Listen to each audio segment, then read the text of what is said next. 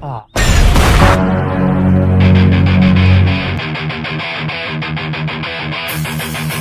sobat santuy, kembali lagi dengan Ken's King of the Darkness. Gimana, di HP pacar kalian ada foto dia sama mantan?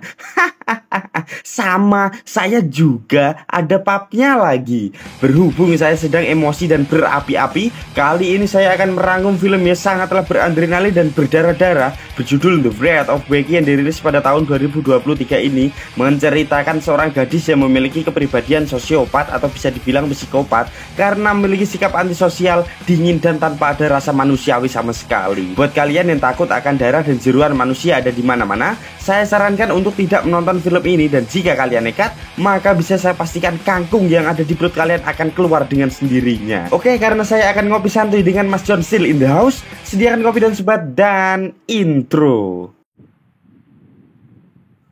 Cuau.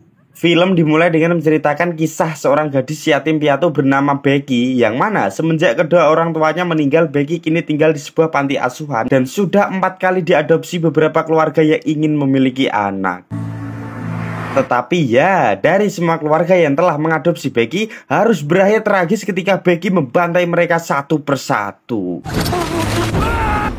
Hingga pada akhirnya Becky kini tinggal dengan seorang lansia berkulit hitam bernama Elena. Bukan karena diadopsi, melainkan Becky sendiri yang ingin tinggal dengan Elena, karena Elena sendiri merupakan orang yang baik dan tidak sering mengatur. Dan Elena juga menerima Becky dengan baik karena di sisa umurnya sekarang beliau hanya tinggal sendirian di rumah itu. I get to change the rules. Bukan seperti orang tua pada umumnya yang suka mengatur, mengekang, dan cenderung menjadikan anak sebagai alat untuk digerakkan. Becky sebagai gadis yang suka akan kebebasan dan adrenalin tentu saja betah dan suka tinggal di sana, karena rumah Elena sendiri terletak di tengah hutan yang lumayan terpencil dan memiliki halaman yang luas, sehingga Becky bisa leluasa menyalurkan hobinya, yakni berburu.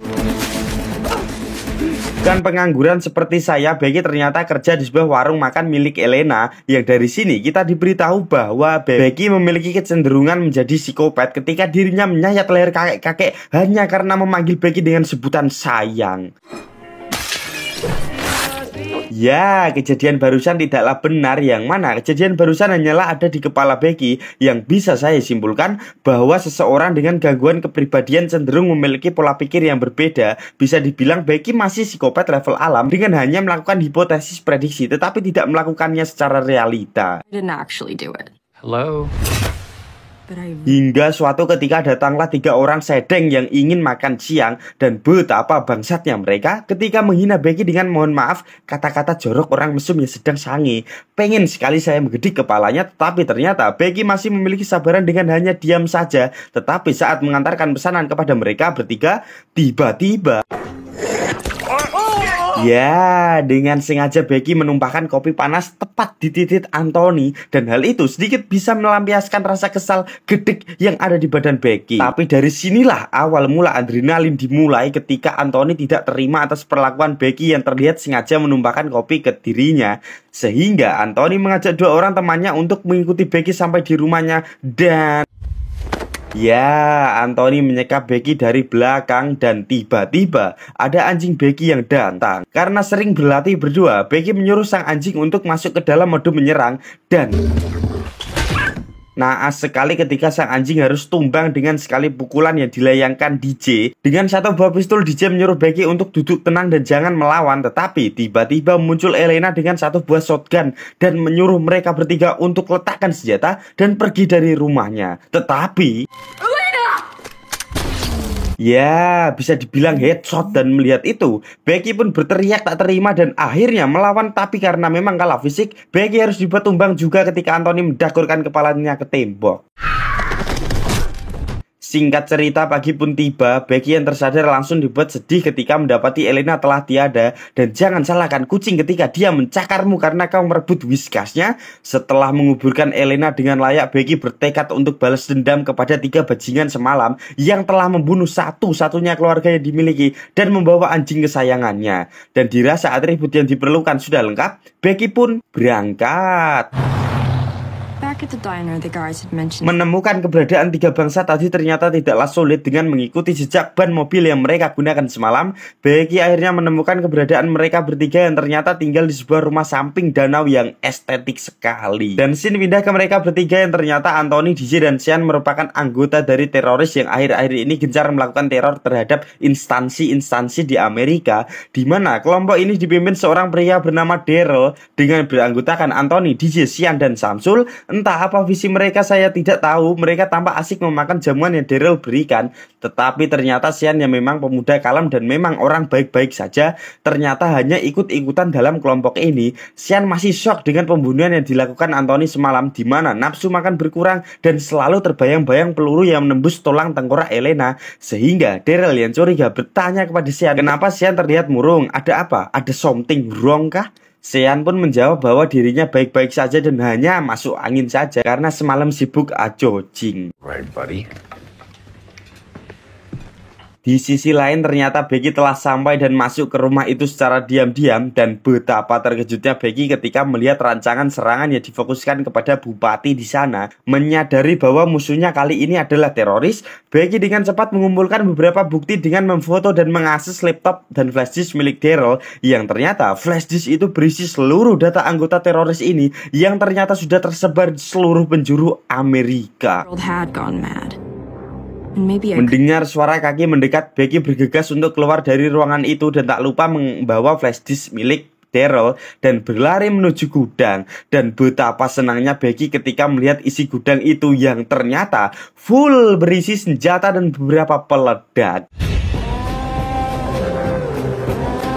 Saat kelompok ini tengah bersundah gurau, tiba-tiba bel rumah berbunyi dan Daryl yang memang tuan rumah pun pergi mengeceknya, dan setelah dicek ternyata tidak ada siapa-siapa dan hanya menemukan sebuah ponsel yang tergeletak di depan pintu. Dan setelah dibuka terdapat nama Becky dan Daryl pun bertanya kepada mereka, siapakah Becky? Bertingkah plonga-plongo seakan tak tahu dan tak terjadi apa-apa. Sean yang memang pemuda polos pun panik dan hampir menceritakan semua kejadiannya. Tetapi Anthony yang panik langsung membentak Sean agar diam. Lalu Anthony menjelaskan bahwa anjing yang mereka bawa barusan ialah milik seorang gadis yang bernama Becky, dan Anthony sengaja mencuri anjing itu karena dirasa mereka butuh hewan untuk disuruh-suruh. No, that's not it. All right, shut the fuck up. Mendengar itu Daryl pun marah dan langsung menyuruh Anthony untuk mengembalikan anjing tersebut ke pemiliknya, karena kegoblokan itu bisa saja membuat markas mereka ini bocor kalau saja Becky lapor polisi. Dan tiba-tiba ada panggilan masuk ke ponsel tersebut yang mana berisi suara Becky yang bilang bahwa ada seorang gadis yang baik dan tak mau mengganggu kehidupan siapapun. Tetapi saat gadis itu diganggu, dia tak segan-segan untuk membalasnya dengan perbuatannya sangat brutal.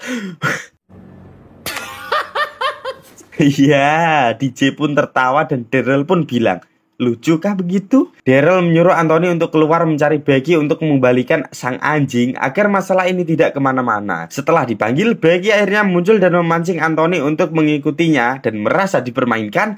Anthony pun marah dan menodongkan pistol ke arah Becky, tetapi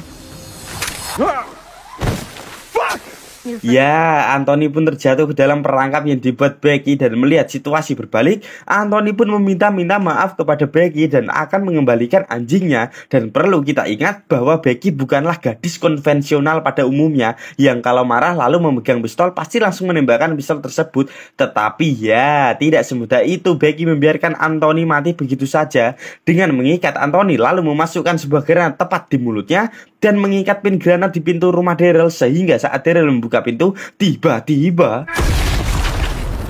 anjir, ini pasti akan sulit sih mengeditnya karena di scene film ini kepala Anthony terbelah jadi dua loh anjir, kelihatan giginya jadi dua. Betapa terkejutnya mereka ketika melihat kejadian barusan dengan Sean yang mengeluarkan kangkung yang dimakannya semalam. Ya, melihat situasi semakin runyam, Daryl memaksa DJ dan Sean untuk mengaku dan bercerita sejujur-jujurnya tentang apa yang terjadi. Dan setelah bercerita, Sean yang pada dasarnya anak mami pun takut dan akan pulang saja. Tetapi tentu saja keluar dalam lingkaran setan tidaklah semudah pulang lalu minum susu hangat buatan emak sembari menonton SpongeBob.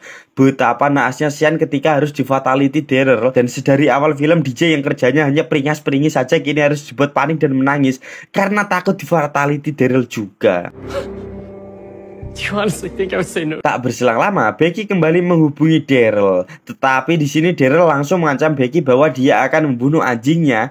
Namun tak terintimidasi sama sekali, Becky balik mengancam akan menyebarkan isi flash disk Daryl dan niat Daryl akan melakukan penyerangan besok. Dan betapa terkejutnya Daryl mengetahui hal itu. Terlebih lagi flash disk itu berisi data seluruh anggota teroris. Tak sampai sini saja, Samsul yang marah pun keluar rumah menggunakan shotgun dan marah-marah sembari mencari Becky. Tetapi ya, panah tersebut melesat tepat di pipinya dan hal itu membuat Samsul mengerang kesakitan. Dan betapa sakitnya scene ini ketika Daryl mencabut panah yang menembus pipi Samsul begitu saja.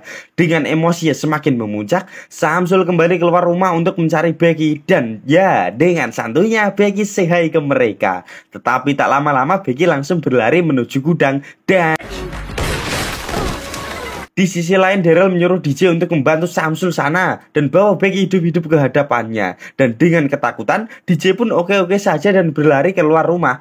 Tapi ternyata DJ malahan kabur membawa mobil begitu saja. Motherfucker. Kembali ke Becky yang masih diburu Samsul, mereka pun ucing sumput hingga akhirnya Becky melemparkan sebuah bom asap beracun ke arah Samsul. Dan bukannya langsung lari meninggalkan tempat itu, Samsul malah ubah-abik menembakkan shotgunnya ke segala arah hingga pelurunya habis. Blok! Samsul pun merangkak keluar dengan kondisi lemas tak bisa berjalan. Lalu dengan parang di tangannya, Becky pun hendak menebas Samsul. Tetapi tiba-tiba Samsul memohon ampun dan menangis dan menceritakan bahwa dirinya punya istri dan anak perempuan masih kecil. Dan mendengar itu, Becky pun bertanya, siapa nama anakmu? Samsul pun menjawab Adolf sehingga Fucking kidding me! ya, tolol saja. Ini dia kan bilang putri kecil, kenapa namanya Adolf? Dengan ubah-abik Becky mencincang tubuh Samsul dan tentu saja ini sulit sekali ngeditnya karena banyak potongan tubuh dan darah yang banyak sekali.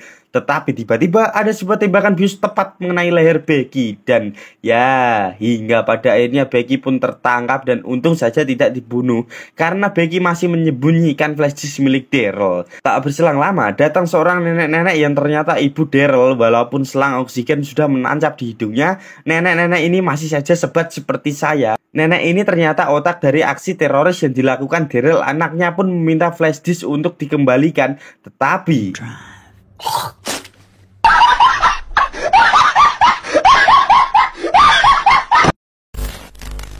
memanfaatkan kelemahan Becky yakni anjingnya, mereka berdua memaksa Becky untuk buka mulut. Tetapi tiba-tiba Becky bisa terlepas dari ikatan dan memberikan perlawanan dengan menyemprotkan gas air mata ke Daryl sehingga membuat Daryl picek seketika. Nenek piot ini pun mengeluarkan pistol dari tasnya dan menodongkan ke arah Becky. Tapi tenang saja, Becky tidak akan ditembak karena Becky masih menyimpan flash disknya. Tetapi saat nenek piot ini akan menembak sang anjing, tiba-tiba ya, dengan refleks yang begitu cepat, pisau itu tepat mendarat di jidat nenek peot ini sehingga membuat nenek ini tumbang seketika. Dan menyadari Daryl yang sudah tidak picek lagi, Becky pun berlari ke tengah hutan dan adegan beradrenalin pun tak terelakkan.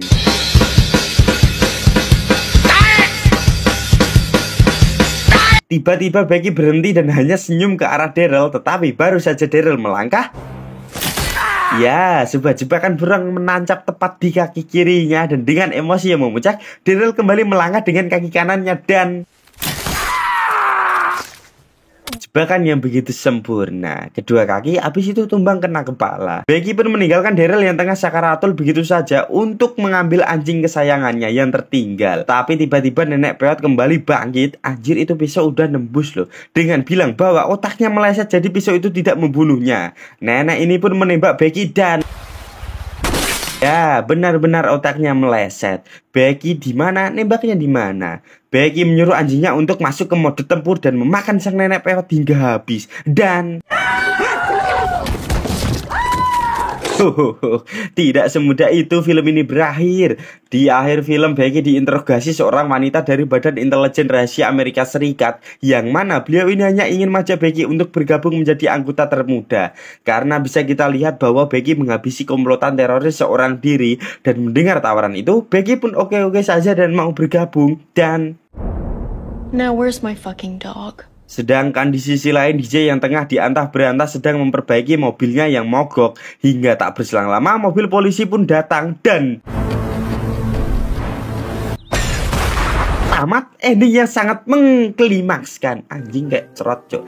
Dan ya lumayan lah ya, balas dendamnya lumayan terlampiaskan gitu. Saya sarankan untuk menonton filmnya langsung karena banyak adegan berdarah-darah, karena genre film ini thriller anjing. Dan saya sendiri juga tidak bisa menampilkannya di sini karena dolar kuning. Dan pelajaran dapat kita ambil dari film ini adalah tidak ada sih, karena balas dendam itu tidak baik. Oke?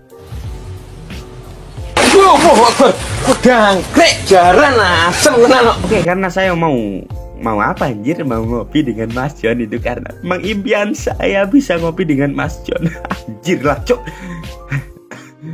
Oke, sampai sini saja Kancut Jestring Lisa Blackpink. Wangi. Entah kenapa saya ini bersemangat sekali malam ini rekaman gitu anjir. Karena mungkin habis healing ya. Ini gua habis healing dengan Ayang. ini yang dicuplikan video ini loh. Ini tuh saya habis healing dengan Ayang kemarin 1 harian penuh loh.